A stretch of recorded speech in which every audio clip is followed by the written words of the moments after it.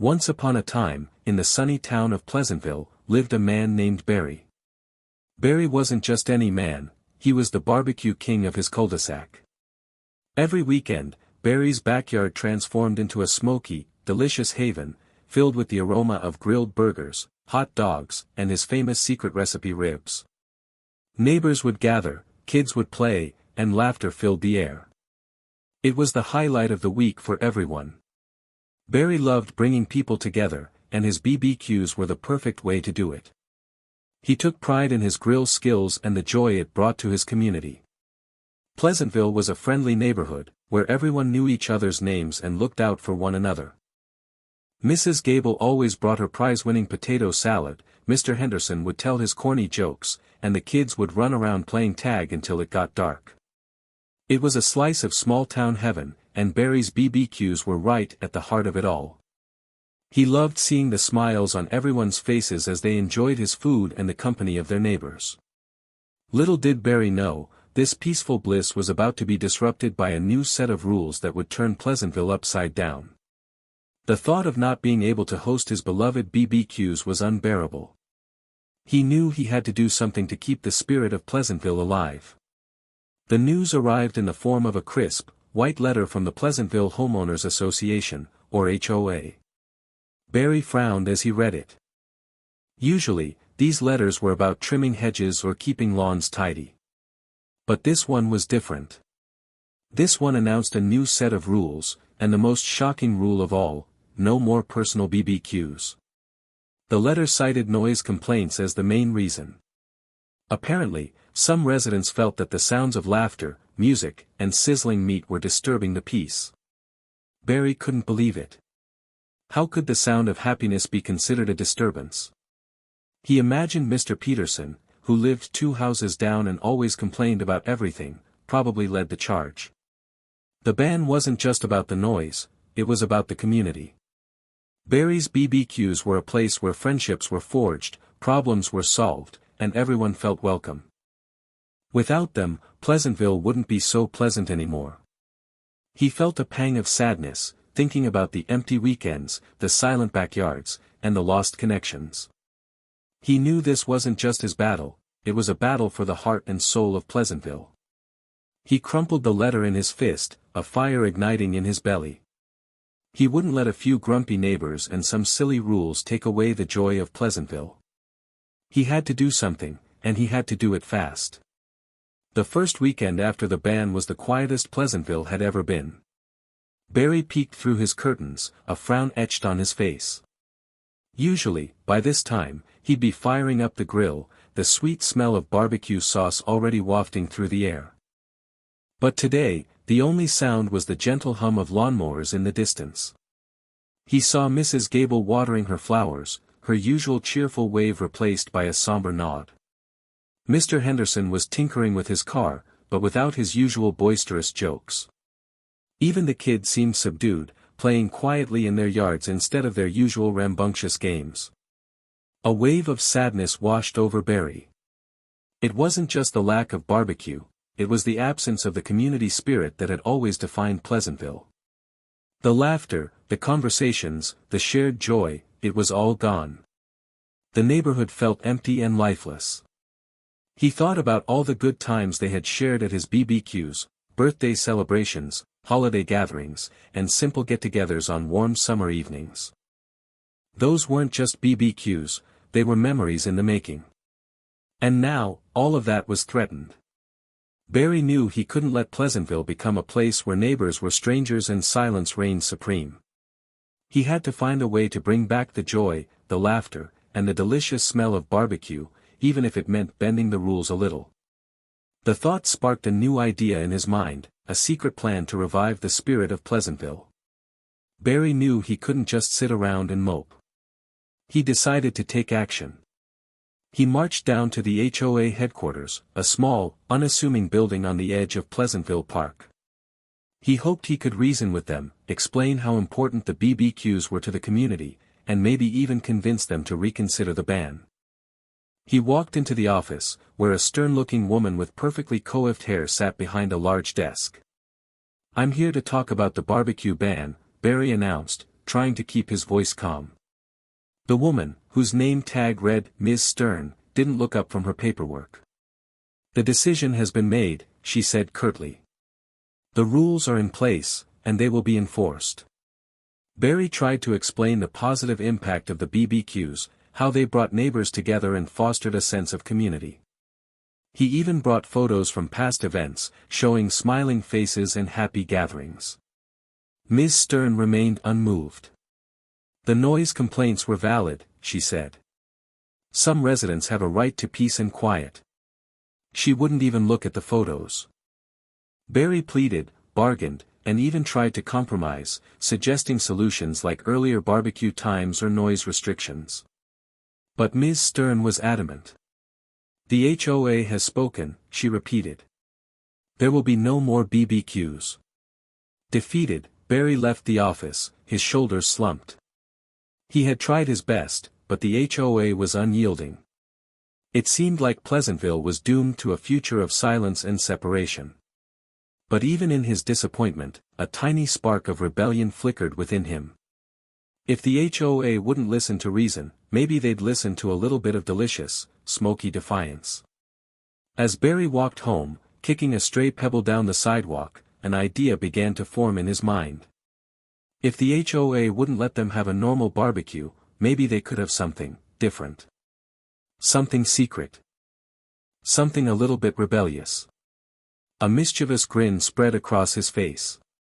He imagined a clandestine gathering, a hidden feast under the cover of darkness, where the aroma of grilled meat would fill the air once more. It would be a roast, a secret barbecue, a delicious act of defiance against the joyless rules of the HOA. The more he thought about it, the more excited he became. It wouldn't be easy. He'd have to be careful, discreet, and maybe even a little bit sneaky. But the thought of bringing back the community, even for one night, made it all worthwhile. He started planning immediately. He'd need a location, a time, and a way to invite everyone without raising suspicion.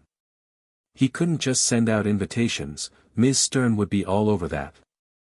He'd have to rely on word of mouth, secret messages, and maybe even a little bit of code. The risk was high, but the reward was even greater. He pictured the faces of his neighbors, their eyes lighting up with joy as they tasted his ribs and shared stories under the stars. It was a risk worth taking. He wouldn't let the HOA steal their fun. He would organize a secret roast, and he would make it legendary. The barbecue king was back, and he was ready to rumble, discreetly, of course. The first challenge was the location. Barry couldn't use his own backyard, that would be too obvious. He needed a place that was secluded, accessible, and, most importantly, barbecue-friendly. He considered the park, but it was too open and visible. Then, he remembered the old miller's farm, just outside of town. It had been abandoned for years, but the large barn was still standing, offering plenty of space and cover. Next came the invitations. He couldn't just knock on doors and announce a secret barbecue, Ms. Stern's spies were probably everywhere. Instead, he decided to use a code. He started by telling Mrs. Gable that he was planning a late-night garden party with special fertilizer. She winked, understanding perfectly. Then, he told Mr. Henderson that he was testing out a new engine that required a lot of fuel and good company. Mr. Henderson chuckled, knowing exactly what he meant. He continued spreading the word, using coded messages and inside jokes. Movie night with extra buttered popcorn, stargazing session with a telescope that needs calibrating, and important meeting about neighborhood squirrel control were just a few of the phrases he used. Finally, there were the supplies. He needed charcoal, meat, drinks, and all the other barbecue essentials. He made several trips to the grocery store, buying small amounts of each item to avoid suspicion. He even borrowed Mr. Henderson's truck, claiming he needed to haul some gardening equipment. The planning was exhausting, but Barry was energized by the challenge. He was bringing back the joy to Pleasantville, one secret message and one carefully purchased item at a time. The secret roast was about to become a reality. The night of the secret roast arrived, cloaked in darkness and anticipation. Barry felt a mix of excitement and nervousness as he drove to the miller's farm, Mr. Henderson's truck loaded with charcoal, meat, and his trusty grill. The old barn loomed in the distance, a silent promise of delicious rebellion. He arrived early to set up, carefully arranging tables and chairs, stringing up fairy lights to create a festive atmosphere, and firing up the grill. The aroma of charcoal filled the air, a tantalizing preview of the feast to come. As the clock ticked closer to the appointed hour, cars began to arrive, their headlights cutting through the darkness. One by one, neighbors emerged, their faces alight with anticipation.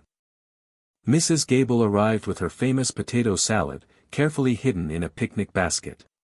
Mr. Henderson brought his guitar, ready to provide some musical entertainment. Even the kids were there, their eyes wide with excitement at the prospect of a secret adventure. As more and more neighbors arrived, the barn filled with laughter and chatter. It was like the old days, before the HOA ban, before the silence and separation. Barry felt a surge of joy as he looked around at the happy faces. He had done it. He had brought back the community, even if just for one night. The secret roast was officially underway, and it was everything he had hoped for and more. The air was filled with the delicious smell of barbecue, the sound of laughter, and the warmth of friendship. Pleasantville was alive again, hidden away in an old barn, defying the joyless rules of the HOA. But the night was young, and the secret was about to get a whole lot bigger. The secret roast was a resounding success. Barry's ribs were a hit, as always. Mrs. Gable's potato salad vanished in minutes, and Mr. Henderson had everyone singing along to old campfire songs.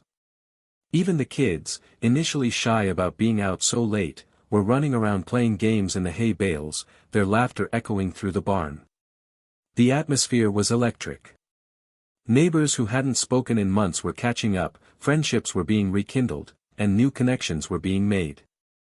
It was exactly what Barry had hoped for, a night of joy, community, and delicious barbecue. As the night wore on, someone, probably one of the teenagers, decided to document the event. They took pictures and videos of the happy faces, the sizzling grill, and the overall festive atmosphere. At first, Barry was a little concerned about the potential exposure, but then he figured, what's done is done, and everyone was having such a good time. Little did he know, that one simple act of capturing the moment would set off a chain of events that would turn Pleasantville upside down. The pictures and videos were quickly uploaded to social media, accompanied by the hashtag #SecretPleasantvilleRoast. Within hours, the hashtag was trending. People from all over the world were commenting on the pictures and videos, praising the rebellious spirit of Pleasantville and condemning the HOA's draconian rules. The secret roast was no longer a secret, it was a viral sensation. And Ms. Stern was about to find out. The quiet defiance of Pleasantville was about to become a very loud roar. The next morning, Barry woke up to a barrage of text messages and phone calls. His phone was buzzing non-stop with notifications from social media. He groggily grabbed his phone and opened his social media app, and his eyes widened in disbelief. #SecretPleasantvilleRoast was trending worldwide. The pictures and videos from the night before had been shared and reshared countless times, attracting attention from news outlets, bloggers, and even celebrities. People were praising Pleasantville's rebellious spirit and criticizing the HOA for its ridiculous barbecue ban. He scrolled through the comments, reading messages of support and admiration. Pleasantville is my new favorite town. This is what community is all about. Down with oppressive HOAs. It was surreal. His little secret roast had become a global phenomenon. But amidst the excitement, a sense of dread began to creep in. He knew it was only a matter of time before Ms. Stern found out. And when she did, he was sure there would be consequences. Big consequences. He braced himself for the inevitable confrontation. He knew he had broken the rules, but he also knew he had done something good for his community. He had brought back the joy, the laughter, and the sense of togetherness that had been missing for too long. He just hoped that the good outweighed the bad. He hoped that the viral attention would put enough pressure on the HOA to reconsider its ban. And he hoped that Ms. Stern wouldn't be too angry. But deep down, he knew that a storm was brewing, and he was right in the middle of it. The secret was out, and Pleasantville was about to face the music. The knock on Barry's door was sharp and authoritative. He knew who it was before he even opened it. Standing there, with her arms crossed and a thunderous expression on her face, was Ms. Stern. "Barry," she said, her voice dripping with disapproval, "I believe we need to have a little chat." Barry stepped aside and let her in. Ms. Stern marched into his living room, her eyes scanning the space as if searching for evidence of wrongdoing. "I saw the pictures, Barry," she said, her voice rising in anger. "The pictures of your illegal barbecue. The pictures that are now all over the internet, making Pleasantville look like a bunch of lawless rebels." Barry tried to explain, to tell her about the community spirit, the joy, and the friendships that had been rekindled at the secret roast. But Ms. Stern wasn't listening. "You deliberately violated the HOA rules," she said.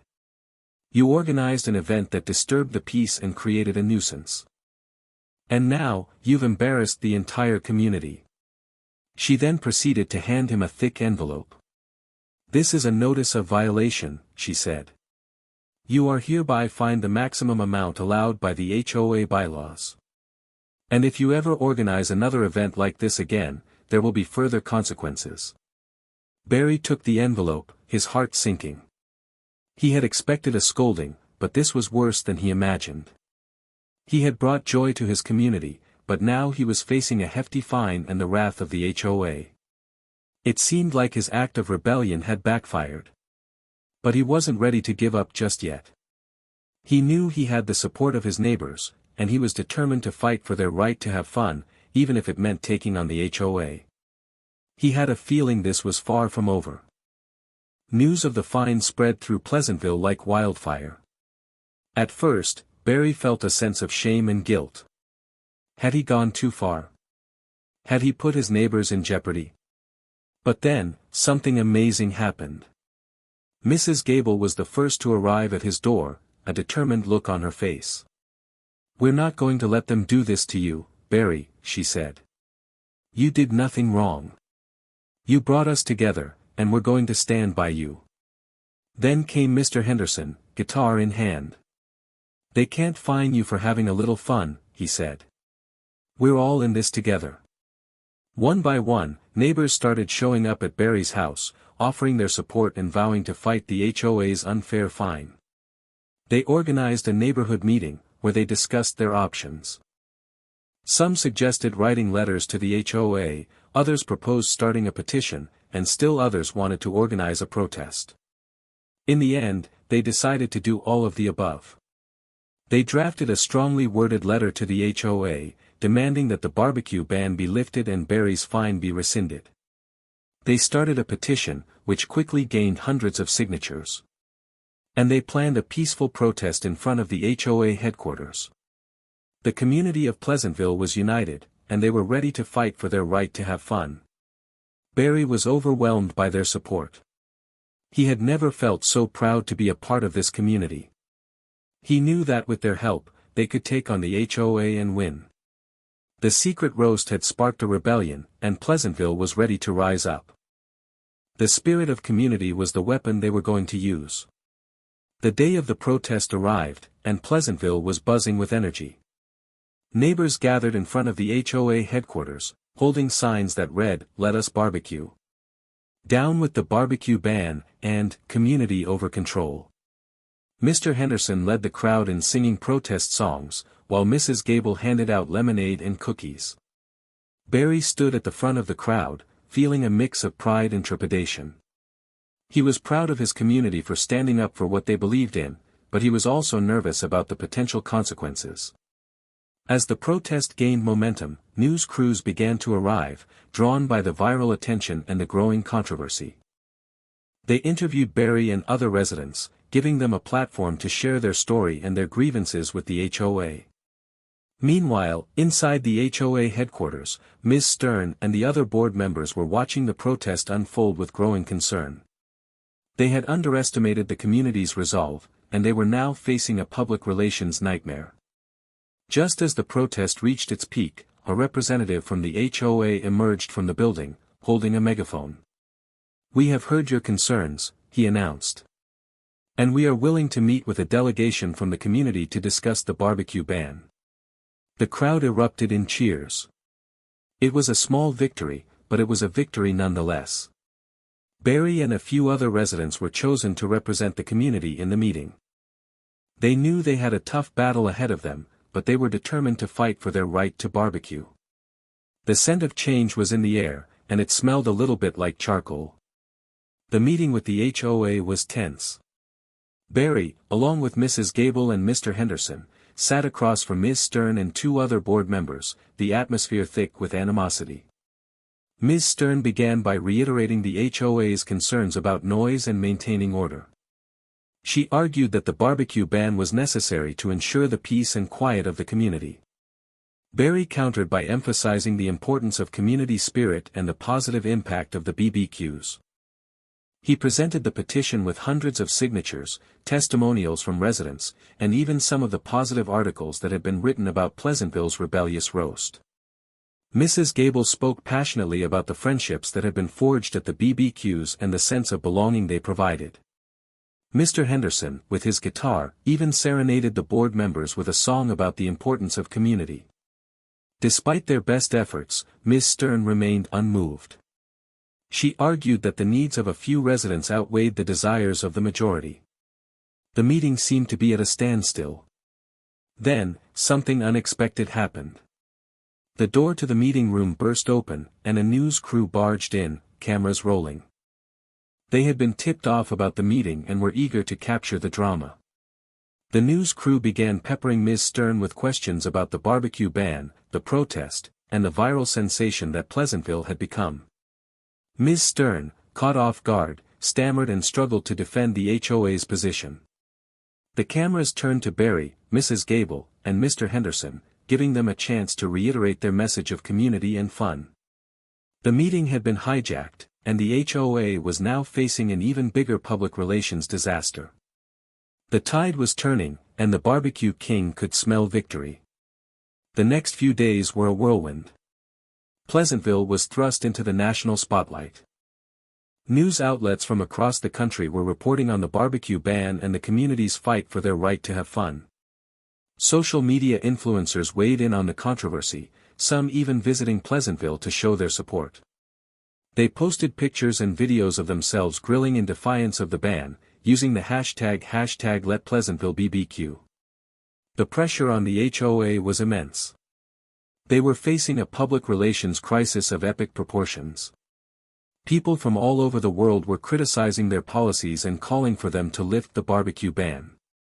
Even some of the HOA members who had initially supported the ban began to have second thoughts. They realized that they had underestimated the importance of community spirit and the power of social media. Ms. Stern, however, remained defiant. She refused to back down, arguing that the HOA had a responsibility to uphold the rules, regardless of public opinion. But even she could sense that the tide was turning. The community continued to apply pressure, organizing more protests, writing letters to the editor, and flooding the HOA with phone calls and emails. They refused to let up until the barbecue ban was lifted. Finally, after days of intense pressure, the HOA announced that they would be holding a special meeting to reconsider the barbecue ban. The fate of Pleasantville's BBQs hung in the balance. The community held its breath, waiting to see if their efforts had paid off. Pleasantville's barbecue dreams hinged on this moment. The day of the special HOA meeting dawned bright and clear. Barry, along with his neighbors, gathered outside the HOA headquarters, waiting anxiously for the results.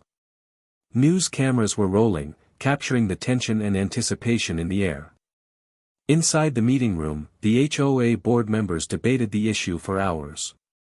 Ms. Stern, still defiant, argued that the barbecue ban should remain in place. But the other board members, swayed by the public outcry and the growing pressure, were starting to waver.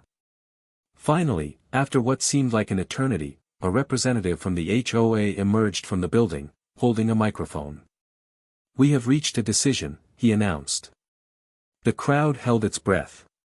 The HOA has voted to modify the barbecue ban, the representative continued. Residents will now be allowed to host BBQs, subject to certain reasonable restrictions. The crowd erupted in cheers. The barbecue ban was lifted. Pleasantville had won.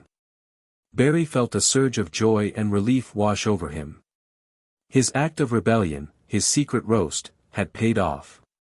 He had brought his community together and fought for their right to have fun. And he had won. The news spread quickly, and celebrations erupted throughout Pleasantville. Neighbors hugged, high-fived, and danced in the streets. The barbecue king had saved the day. But there was one more thing that needed to be done. Barry's fine still needed to be addressed. The HOA representative cleared his throat.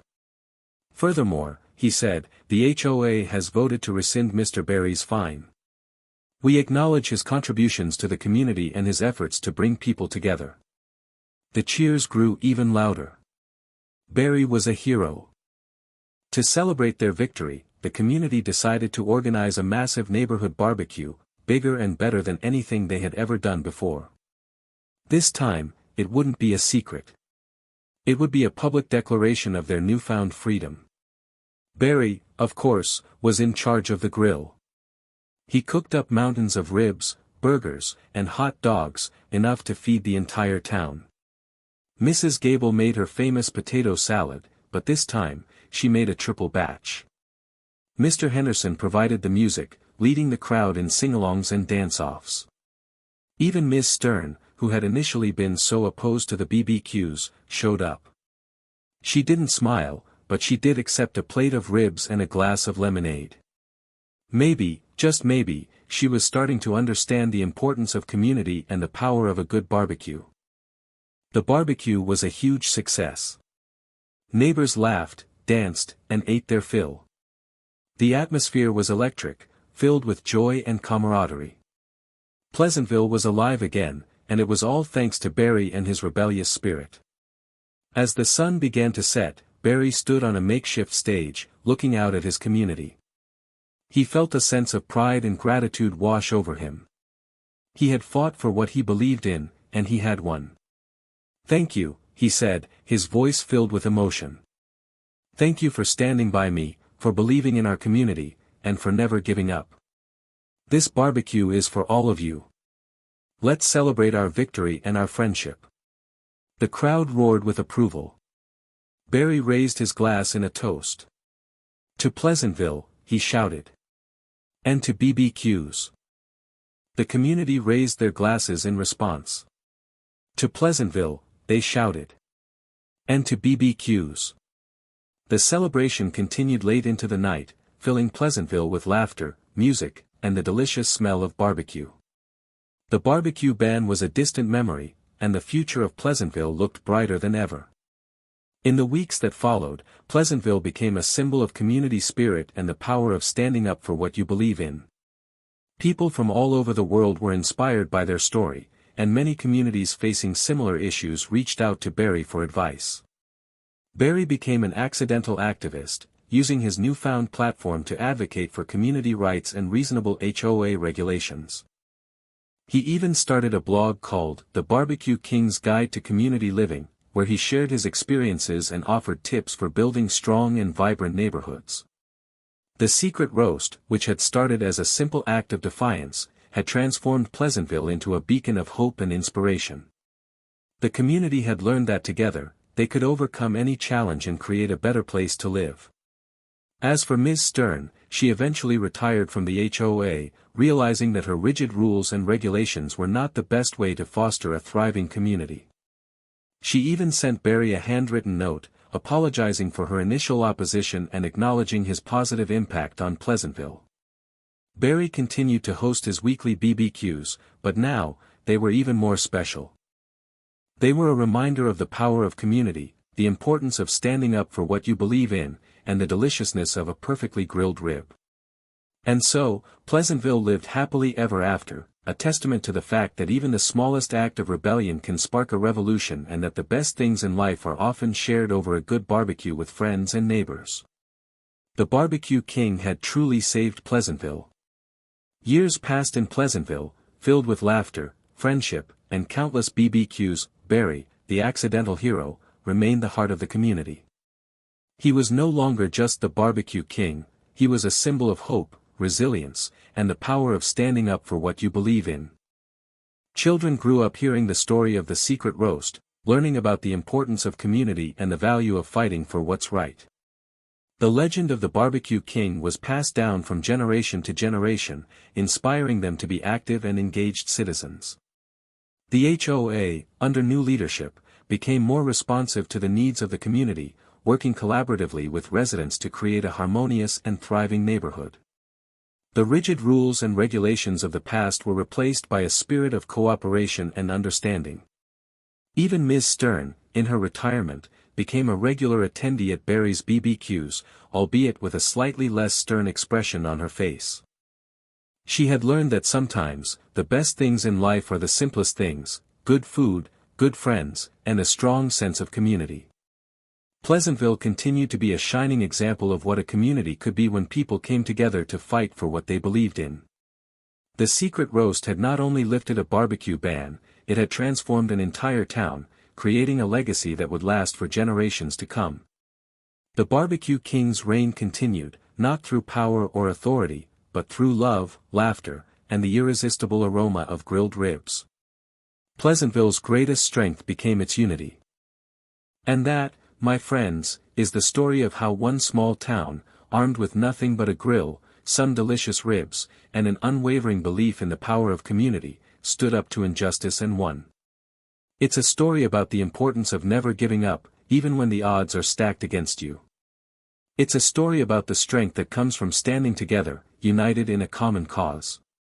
But most of all, it's a story about the simple joys of life: good food, good friends, and a strong sense of community. It's a reminder that even the smallest act of kindness or rebellion can make a big difference in the world. So, the next time you're facing a challenge, remember the story of Pleasantville and the barbecue king. Remember that even the most daunting obstacles can be overcome with a little bit of courage, a lot of community spirit, and a perfectly grilled rib. And remember to never underestimate the power of a good barbecue. It's more than just a meal, it's a symbol of togetherness, friendship, and the simple pleasures that make life worth living. So fire up your grills, invite your neighbors over, and celebrate the power of community. Because in the end, that's what truly matters. That's what makes life worth living.